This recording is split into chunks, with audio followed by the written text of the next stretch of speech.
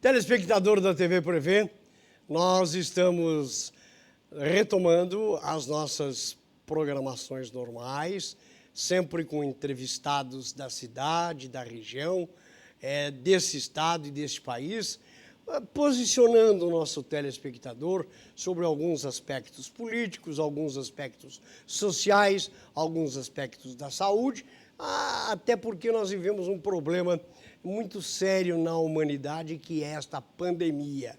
O que nós lamentamos é a demora com que as nossas autoridades estão aí na imunização dos brasileiros, mormente daqueles mais idosos, enfim, é um processo que deveria ter um ritmo mais célere, infelizmente, por orientações, por problemas outros, que nós estamos tendo uma vacinação, na minha opinião, bastante lenta. Em alguns países a situação é outra, porém temos outros países que estão em situação até pior. Mas nós não temos nada a ver com os outros, claro, até temos, porque hoje o mundo está globalizado em termos de comunicação, em termos de acesso, embora que também hoje muitos países estão cerrando as suas fronteiras aos seus acessos para muitos povos, para muitas nacionalidades. Mas faz parte desse contexto e eu tenho esperança divinal que esta situação possa ser revertida o mais breve possível. E no programa de hoje eu tenho a alegria de entrevistar no nosso enfoque regional aqui da TV Prevê o meu amigo, o escritor, jornalista, radialista, o Rafael Moya, que tem apresentado uma série de obras literárias, políticas, e nós vamos conhecer um pouquinho mais desse seu trabalho mais recente. Ele está lançando 2 livros, um deles está repicando aquilo que já tinha sido feito no e-book na versão papel, que é Falando um Monte, e que é uma reflexão do Brasil em 23 anos, em artigos que ele publicou. E hoje também ele vai falar sobre o lançamento mais recente do seu livro, Diário de uma Democracia, 600 dias que marcaram este país. E neste programa, certamente, ele vai ter a oportunidade de colocar de forma aberta, de forma ampla, para o telespectador da TV Prevê, todos os aspectos que foram enfocados nesta obra literária. Prazer em tê-lo aqui, Moya. É uma alegria muito grande. Seja muitíssimo bem-vindo à programação de uma televisão aberta, regional, com abrangência mundial, através das suas várias plataformas, e que nós temos o orgulho de colocar você nesta programação, e muito mais prazer me dá, porque eu sou o entrevistador. Um abraço a você. Seja bem-vindo. Muito obrigado, Samuel. É uma honra estar aqui com você. É uma pessoa a quem eu admiro muito, e eu já disse isso a você em algumas ocasiões. É sempre muito bom poder falar para a TV Prevê e falar contigo em especial. Eu agradeço muito pelo convite e estou à inteira disposição para as suas perguntas. Eu queria que você inicialmente falasse sobre esta obra do Diário de uma Democracia. Foram 600 dias que marcaram o país. Qual é a abordagem que você dá neste livro e qual é o enfoque predominante do enredo? Perfeito. O Diário de uma Democracia, ele, na verdade, nasceu com o final do meu livro de 2018, lançado na Bienal Internacional do Livro, De Sarney a Temer, Nossa Incipiente Democracia. Porque o De Sarney a Temer traz a história desde o final da Revolução, da ditadura militar, em 85, até 2018, quando já estávamos com o governo Michel Temer. O Diário de Democracia, ele retrata de forma, quase como um diário mesmo, o período compreendido entre o final do governo Temer e o começo daquelas movimentações para a eleição de 2018, a eleição, a posse e depois os 600 dias do começo do novo governo de Jair Bolsonaro. É realmente uma reprodução, através de uma vasta pesquisa, de opiniões minhas e de jornalistas, sobre as nuances vividas pelo Brasil, desde o lançamento das candidaturas até o decorrer desses 600 dias aproximadamente. E nesse você coloca mais o aspecto histórico deste período ou coloca o aspecto operacional dessas administrações e dessa gente que passaram aí comandando esses últimos 600 dias que você está enfocando? No livro de Sarney Temer, eu diria a você que é mais o aspecto histórico, né? Nesse livro, O Diário de uma Democracia, ele entra também, ou mais, no aspecto político, na análise das decisões anteriores àquilo que aconteceu na eleição, a eleição e depois os fatos que foram acontecendo ao longo desses 600 dias. Então, ele, logicamente, embora ele registre a história, ele também, o livro acaba entrando também na parte política, né, de todas as nuances da gestão, né? Ministérios, troca de ministros, enfim, tudo aquilo que foi acontecendo ao longo desse período de quase 2 anos, né, da gestão atual. Nesses 600 dias, nós tivemos muitos acontecimentos políticos. Que abordagem e que tipo de análise você faz sobre os acontecimentos que marcaram? Por exemplo, claro que já não houve tempo de ser inserido, mas eu vou trazer à luz um assunto que aconteceu nesses últimos dias, que foi a troca da presidência, onde da presidência da Petrobras, a mais importante organismo estatal deste país e que teve os seus reflexos políticos e econômicos. Você faz uma análise desses 600 dias exatamente em cima desses acontecimentos? Perfeito, perfeito. Ele começa no início daquele processo do final do governo Temer, a montagem das eleições e das candidaturas. Ele entra depois na campanha eleitoral propriamente dita, em seguida a posse, e aí o começo do governo ele vai abordando justamente fatos como esse que você citou agora recente, né, na semana passada. Mas ele aborda justamente essas situações. Por exemplo, a troca do ministro Sérgio Moro e o porquê aconteceu, a chegada da epidemia do coronavírus, o impeachment rondando o palácio, aquele monte de processos de impeachment, a troca do comando da Polícia Federal e assim por diante. Quer dizer, ele vai pegando como se fosse um diário.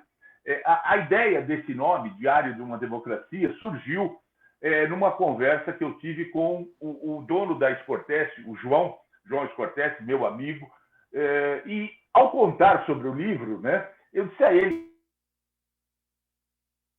João, eu estou numa situação é o seguinte, eu estou adorando escrever. Só que eu estou vendo que eu vou avançar, daqui a pouco eu estou com 4 anos de governo e o livro vai estar com mais de 1000 páginas, né? E aí o João, conversando comigo, falou: olha, você está fazendo, na verdade, um relato, um diário do que está acontecendo no país, o que é sensacional, porque mantém viva a todas essas histórias, todas essas situações que estão acontecendo. Então, o certo seria o Diário de uma Democracia. E aí a ideia foi lançada e assim ficou o nome do novo livro. Ô, Moia, neste período bastante controvertido, nós tivemos alguns capítulos especiais na área política. Por exemplo, Correto. Os atritos causados pelo presidente da República com alguns governadores, mormente o João Dória, que é o governador do principal estado da federação. Que abordagem você dá para este ranço político que aconteceu através desses entreveros? A gestão do Bolsonaro, ela segue uma linha que Donald Trump seguiu nos Estados Unidos, Viktor Orbán segue na Hungria e o primeiro-ministro da Itália. É mais ou menos a mesma lógica. De atrito com a mídia, querendo desqualificar a mídia investigativa, a grande mídia, e apostando na mídia alternativa. Por quê? Porque a mídia alternativa, aquela que tem no comando os apoiadores, obviamente só vai dar notícia boa, ou vai omitir as más notícias ou os problemas do país. A outra coisa são esses atritos que o presidente tem com aqueles que ele julga ser seus adversários políticos. Isso na política é complicado demais. Você, ao longo da sua vida, e eu também, nunca vimos isso, por exemplo, com Tancredo Neves. Nem com a ditadura militar nós vimos esse tipo de atritos. É um modus operandi muito complicado. Muito complicado. Então, essa relação dele com o governador João Dória e com alguns outros governadores, o grande prejuízo é para a população. Por quê? A população fica privada. Muitas vezes, os investimentos não chegam. O governo de São Paulo, do estado de São Paulo, já denunciou que nós temos 5 grandes obras no estado que estão paralisadas ou semi-paralisadas por falta de recursos federais. Quer dizer, não se pode misturar adversário político eleitoral do dia a dia da organização do país. Não pode. Isso é muito complicado. Ele bateu de frente com o Rodrigo Maia o tempo todo, ele bate de frente com o STF, enfim, fica difícil, num país tão complicado como o Brasil, você administrá-lo dessa forma, criando atritos. Eu não sei que abordagem você dá nesse livro, não tive o privilégio ainda de lê-lo, mas certamente vou ter esta alegria. Você falou da mídia e, em especial, talvez o maior veículo da mídia eletrônica, da mass mídia, que é a Rede Globo de televisão. Muitos dizem que este atrito começou lá atrás na campanha, até porque ele prometeu que ia arrancar deste veículo a substanciosa injeção financeira que o governo e os governos anteriores sempre deram para este veículo de comunicação. E houve um corte. Isso é inegável. E tanto é que houve que a própria emissora também promoveu internamente alguns cortes operacionais. Eu te pergunto, você faz que tipo de abordagem sobre este capítulo, mídia e o presidente Bolsonaro? Principalmente, eu não sei se você cita a Rede Globo de televisão. Não cito em especial a Rede Globo, mas eu digo a você o seguinte, eu estava abordando essa semana com a minha esposa, nós conversamos muito e conversamos também sobre política, e eu estava dizendo a ela, quando das gestões do PT, por exemplo, a esquerda odiava a Rede Globo. A esquerda odiava a Rede Globo. E a Rede Globo dava as notícias do mesmo jeito que dá hoje. Ela não mudou o seu editorial, o seu perfil, assim como o Estadão não mudou, assim como a Folha de São Paulo não mudou. Hoje, a direita odeia a Rede Globo. A direita odeia a Folha de São Paulo. Eu resumo a você e eu conto no livro os motivos desse ódio. É simples. A Rede Globo, a Folha de São Paulo e o Estado de São Paulo simplesmente investigam, têm jornalistas, fazem matérias investigativas. O ódio da Folha, por exemplo, só para exemplificar, vem daquela matéria, na época das eleições, ainda não havia ganho a eleição, sobre a tal dona Val do Açaí, que mora lá na cidade de Angra dos Reis. O marido da Val do Açaí trabalhava no gabinete do deputado Jair Bolsonaro. E ele, então, contratou a Val do Açaí e ela continuou morando lá na cidade de Angra dos Reis. A Folha de São Paulo descobriu, fez a matéria, o senhor Jair Bolsonaro não conseguiu provar o contrário, porque não dá para provar o contrário. O nome dela estava lá na folha de pagamento do gabinete do deputado, então deputado federal Jair Bolsonaro, e ela estava lá com uma lojinha de açaí. Então, esse é, na verdade, o ódio que Jair Bolsonaro e seus filhos nutrem da Rede Globo, da Folha, do Estadão e da grande mídia. É porque a grande mídia, e você sabe disso melhor do que eu, pela sua experiência, ela sempre teve um papel investigativo também. Então, veja bem, não dá para descartar e não dá para esquecer que essa mesma mídia fez a mesma coisa no Mensalão. Essa mesma mídia fez a mesma coisa quando do impeachment da Dilma ou da prisão do Lula. Então, a mídia não é esquerda nem direita. A mídia é a mídia. Ela vai noticiar aquilo que tem que ser noticiado e que os seus padrões editoriais aceitam como notícia, né? Então, esse é o grande problema. Na Hungria, só para você ter uma ideia, Viktor Orbán destruiu praticamente a grande mídia. Comprou vários jornais, mandou comprar vários jornais para que só fossem dadas notícias boas a respeito do seu governo. Isso não é um governo democrático. Isso aí é uma ditadura. É o que acontece no nosso vizinho país aqui, que é a Venezuela. Exatamente. Mas eu queria que você desse também o teu ponto de vista sobre a família do Bolsonaro. Ele tem 3 filhos. Um que é vereador no Rio de Janeiro, que esse me parece o mais perigoso, inclusive. Ele tem um filho que é o senador, o Flávio, e tem o Eduardo, que é deputado por São Paulo. E todos têm, de certa forma, uma interferência naquilo que pensa o pai, naquilo que age o pai, principalmente no relacionamento com pessoas que compõem a equipe de governo ou que, direta ou indiretamente, tiveram ligações com o presidente. Que abordagem você dá sobre este capítulo? Tem um capítulo que eu trato do chamado Gabinete do Ódio e o governo paralelo das intrigas, que é justamente isso que você abordou. O filho Carlos, eu chamo ele de vereador federal, porque apesar de ser vereador pela cidade do Rio de Janeiro, ele não fica na cidade do Rio de Janeiro, ele fica em Brasília, num gabinete ao lado do pai. E lá ele fomenta esse tipo de situação, né?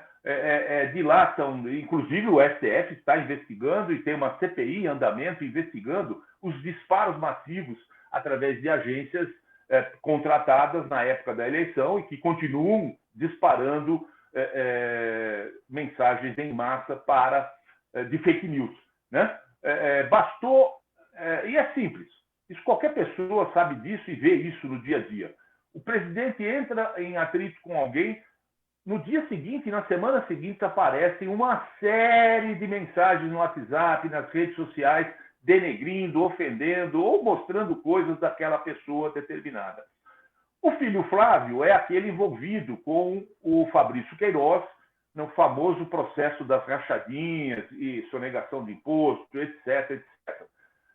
Está sob júdice, o processo dele caminha com dificuldade por conta das interferências dele e do pai. E o Eduardo Bolsonaro não deixa de ser perigoso. É o responsável pelo atrito do Brasil com a China. Fez provocações baixas, de nível baixo, à China, ao embaixador da China em Brasília, e isso está dificultando, inclusive, o recebimento dos insumos brasileiros da China para as vacinas feitas pelo Butantan. São pessoas que deveriam estar nos seus cargos, trabalhando naturalmente dentro da legislação. Ou seja, o vereador do Rio de Janeiro deveria estar no Rio de Janeiro, o Flávio deveria estar no Senado e o Eduardo deveria estar na Câmara, mas eles interferem. Eu conversei com deputados e eles dizem que os filhos interferem e atrapalham o trabalho do pai. Por quê? Porque eles geram atritos. E esses atritos, algumas vezes, no caso da China, é um atrito internacional com o país que é o maior parceiro comercial do Brasil. Você tem aqui também, e o próprio pai deles criou atrito com a Argentina. A Argentina é o terceiro maior parceiro comercial. Então, nós só não tínhamos, nesses 2 primeiros anos, atrito com os Estados Unidos por causa do Donald Trump, que o Bolsonaro venerava. Agora, você vai perceber que com a troca do presidente, a entrada de Joe Biden, o que vai acontecer? Já está acontecendo. Um distanciamento, um esfriamento nessas relações. Então, o que acontece? Nós temos os três maiores parceiros comerciais do Brasil com problemas. Então, isso é muito difícil para um país como o Brasil, que não nada em dinheiro e precisa do relacionamento diplomático e comercial com todos esses países para não ter mais problemas ainda do que já tem em termos de recursos financeiros. Bom, claro que esse livro é muito interessante porque certamente traz a análise de algumas atividades de ministros, atividades ministeriais, uns bem avaliados, outros nem tanto e outros de uma forma bastante rasteira. Mas eu te pergunto, onde é que pode ser encontrado o seu livro?